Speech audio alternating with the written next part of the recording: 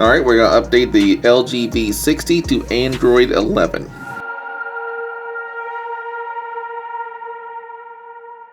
With LG recently saying they're going to shut down their mobile division, I decided to pull out the old LG V60 and take a look. And lo and behold, it looks like there is an update available. This should be Android 11. See there, it says it is Android 11. It says March 9th, so I guess it's been out for a while. I haven't used the phone, of course. 2 gigs. My daily driver is the Samsung Galaxy Note 20 Ultra, which I'm a big fan of. The Samsung is on the March 1st security update and of course on Android 11. As you can see, this is really the reason I use the Note more. The Note is a larger phone. It's about the same height, but the Note is wider. Like, I can fit my finger under the Note and touch the LG V60. I like large phones and a wider phone. LG V60 has the dual screen. I used it for like a couple days and then I didn't really care for it. I got this little clear case, just something off Amazon, and I liked it. It's fingerprinty still, but it's a pretty good case. At least for, a cheap, slightly inexpensive case, it was pretty good.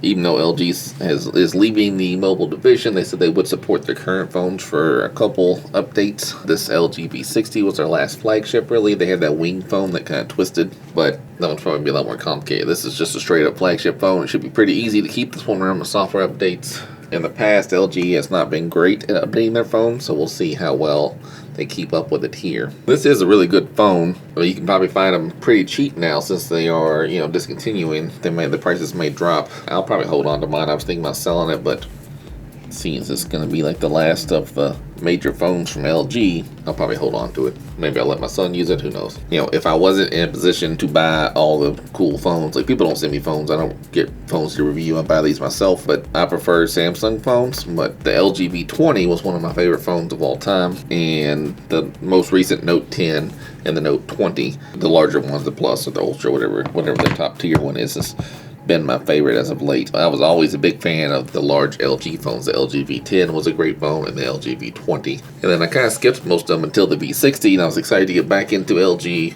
And then, of course, that dual screen was kind of gimmicky, and the phone itself was perfectly fine, but I just liked the Note better.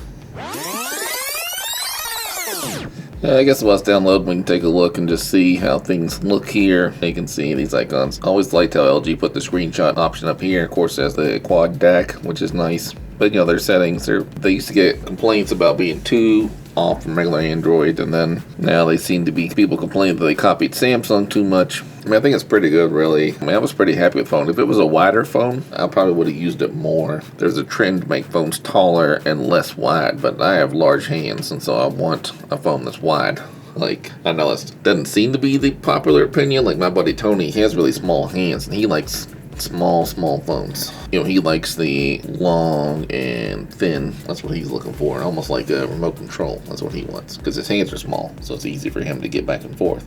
Me, I have these big, large hands. I can get, all the way around the phone just about, right? There's no problem for me reaching from side to side. Tony, he can't do that, right? It's not unexpected to see LG leaving this environment because the phones were just not selling great, but you're kind of out of options at this point. It's either going to go with Samsung, unless the new Pixels are going to be something. Google's rumored to be working on their own chips, kind of like Apple does. That could make them a contender at this point, but, there's really no contender at this point for Samsung. I guess you can say that LG wasn't because it wasn't selling, but at least it was a mainstream phone that was on all the carriers and, had all the bells and whistles. OnePlus, I was never a fan of. They have a weird battery optimization thing that kind of makes it kill your notifications. And then I tried a couple of them, it just never worked for me. LG, of course, had the double tap, and the fingerprint reader is pretty good. I believe it's just optical, not like ultrasonic like the Samsung one, but it is pretty fast. Alright, looks like we're about ready. 5 hours later. This is taking forever. Terrible name. I don't know why they crowbarred that ThinQ or even the 5G. That didn't need to be. They could just done say LG V60. ThinQ branding didn't help anyone. As a reminder, LG still had the headphone jack, one of the few that still did. That was pretty nice. Alright, there we are. It'll still take a second to finish loading the update, and then I'll check to see if there's any more updates available. You can see it's still updating some stuff in the background. It did change these. These are like a white color now, like they were blue. I already forgot. These definitely look different than they did before, but just look the same. I don't remember if this green was there before or not. This looks basically the same. Normally gives you a pop-up saying thanks for updating, so let's see if it's done yet. So it just started reinstalling a second update. This said by April 13th, 2020. What? This phone's gone crazy. For the record, it's April 15th, 2021 currently. So this was only 65 megs, so it shouldn't take as long. We're already 33 minutes deep in this process. The next day. Alright, so now we're on the March 1st security patch updates. This is fully up to date. There's really not a lot of changes here. I guess we can do this little dumb thing. Alright, so obviously these changed. There's conversation bubbles. I guess that's in the text, but I don't use that one. So they added some stuff in the quick setting, like there's bedtime mode. Alright, well, that makes sense. There's bedtime mode, there's nearby share, focus mode. Then they add some new features to the camera. These little options apparently are different. And they tweaked the volume display.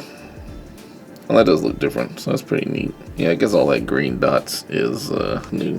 Really, that's about it. I mean, it's always nice to have a software update. These things on the Android version 11, and you get whatever this game is. I don't remember how to do this game. I don't know what it does.